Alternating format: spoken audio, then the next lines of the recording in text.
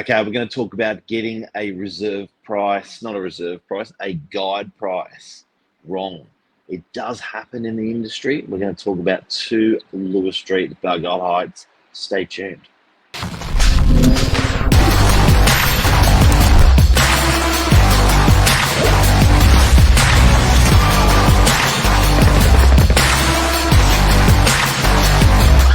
I'm the ringleader, so listen up. Oh, How are you? top of the morning. Now, before we start, I want to show you this. What's that? Look, 2 microphones Yeah. and a receiver. Yeah, Oh wow. Yeah. up at the conference at AREC, and everyone was using these, so I bought one. So we can And now is it do our lives with this. StreamYard friendly? StreamYard's what we do all of our streaming from, guys. No, That's yeah, the catch. unfortunately, I know. But if you're doing a social media, like just purely one-to-one social, this is cast to 8 different channels. So we use StreamYard, and this struggles with StreamYard. But when you're just doing it to Facebook alone or Insta alone, this is a great little thing. It's a DJI. Yeah, it's sort of like a big AirPod case. It's cool. Yeah, wow. Oh, there you go. Yeah. Well, I'm sure we've got plenty of views. Looking fresh after the movement. Luke. How'd Luke know? I think we did the morning minutes last night. There you go. We'll talk about moo-moos. Good night. And did you? Yeah. I don't know if you saw that. Lisa and I were doing Novak News last night, and walking past, the guy goes, "Novak's," and he was. Anyways, we're chatting to him, and I'm like, "Yeah." He goes, "I'm from the Professionals." He was the CEO of the Professionals. Wow. Nice There you guy. go. Yeah. But we met him in New Zealand previously, and he was just walking through the streets. A good event. But let's get into the topic. Sorry, first of all, Billy, hey, how are you today? You well? Yeah, brilliant. 10 out of 10. Reason being, Solid. great auction over the weekend at number 2 Lewis Street, Balgala, a beautiful home.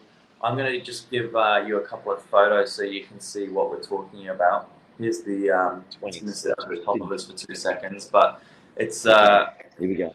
it was an entry-level home to Balgala Heights. That's it from the outside, and what you see from the outside is what was inside too. It was very original, needed a bit of work, even just to make it livable, and an equally just as great knockdown opportunity for for something down the line. So that's kind of the in and in and the outside.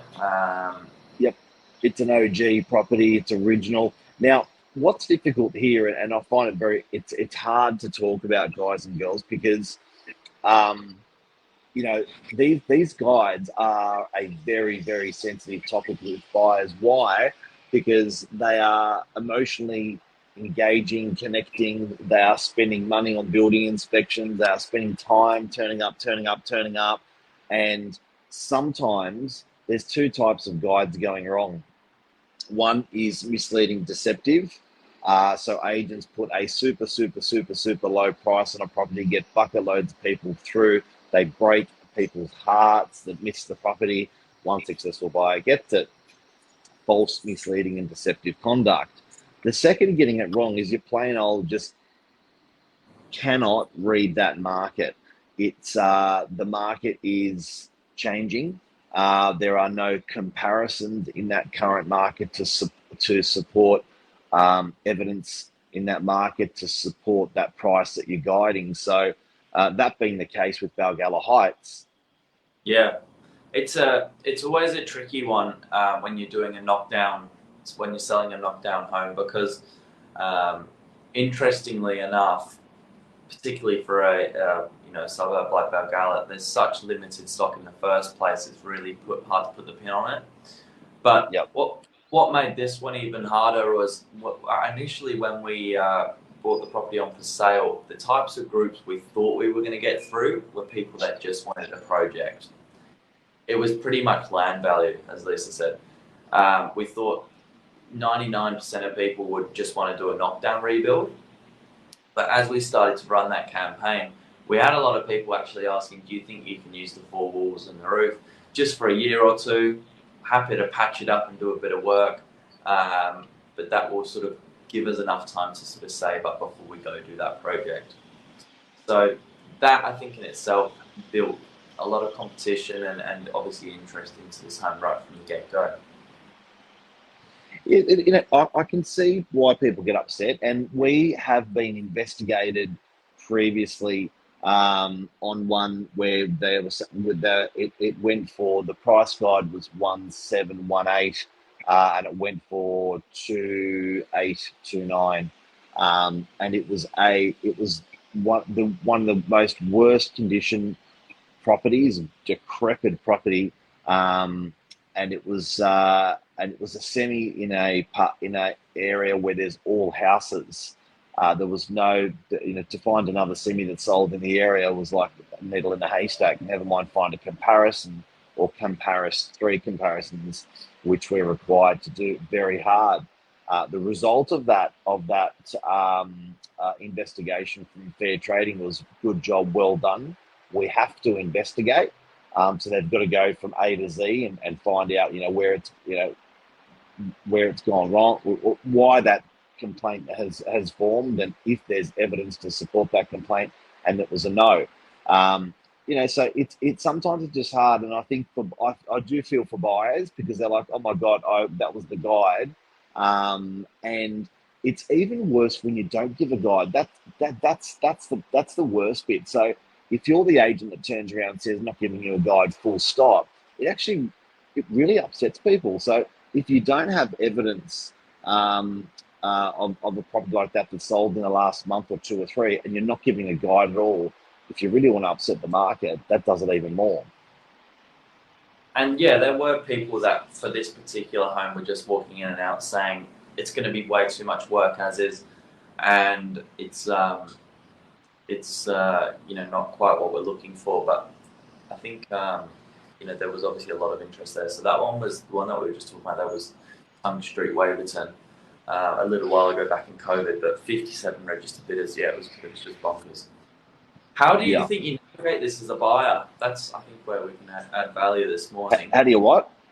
How do you think you can navigate this as a buyer? Like, how can you it's really hard to pick the play, because even as an agent, in this case, like Lewis Street, we didn't know where it was going to go. There were no offers prior to the auction. We were purely reliant on the buyer feedback. We did increase our guide at the start of the campaign once we got a building and pest inspection done, which was better than anticipated. But how can you sort of read this? Same way the agent does. You can look at the price guide, the things that are sold in the area. That particular property, I think we also tried to work back what a built example was selling for. So like the house across the road, down the road, like a house triple the size, a little bit older, was a sort of 3.8, 3.9. A nice home was like a 4.5. So we sort of, I guess you strip back what it would cost to build something like that. The next door neighbour. There you go. That's a good. There's your answer. Lisa's running the show. What does that say? Yeah. So your next door was selling sort of high 3s, low 4s on a block double the size, had views and a livable home. And then I guess if you work back, looking what it would cost to build that type of home, then you kind of find yourself in the middle. So that's kind of how you can justify that price guide. But yeah, it was an interesting auction to watch. Obviously, it's going to be a beautiful home for our lucky purchasers. But I know there are a lot of buyers in the market at the moment that are sort of disheartened by losing out and seeing it skyrocket above. And I do have to say, guys and girls that are watching, it's a changing market. And what I mean by that is, like, we've been pushed around like rag dolls as agents. I have never seen the property market correct as violently as it corrected in my 30 years of being more than 30 years of being a real estate agent. So when you're reading the play or reading the market, it's very, very hard. So, we've just come off a market where it's corrected negative 20%. And now we're dealing with lots of buyers coming through open houses, big going over the guides. Properties are selling over the guides, and it's just hard to read that place so quickly as well. So even when you're looking at comparisons that are back 1, 2, or 3 months ago, the market's moved again, and you're sort of reading that, going, well, I don't know. So and then the lack of stock makes it hard to read the market. So, and again, if agents are feeling that, you can certainly guarantee that buyers are feeling that as well. Yeah, definitely. It is out there. I think the nice thing with property is we are all working with the same data though. So it's what the agent can see, the buyers can see, and in an auction sort of process, it's the market speaking. It's out in the public domain. So where it organically gets built up to on the day is we couldn't envisage it flying that high, but yeah, good result of course. Very happy for the vendors, and it's going to make a stunning home. Big time. Did you just scratch when I scratched? No. I just went like that. And you went like that. I thought I was doing a sign to you. You're doing a sign to me. It's like a parrot.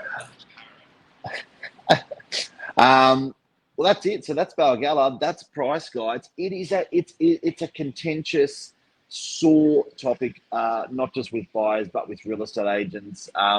If you do want to report a price guide that you do feel has been incorrectly placed on a property, you've always got New South Wales Fair Trading to report to, and they will if they think there's evidence there or enough complaints, they'll open up an investigation against the agent. It costs you nothing to make the complaint, and they will issue fines against agents if they are acting in a false, misleading, and deceptive conduct.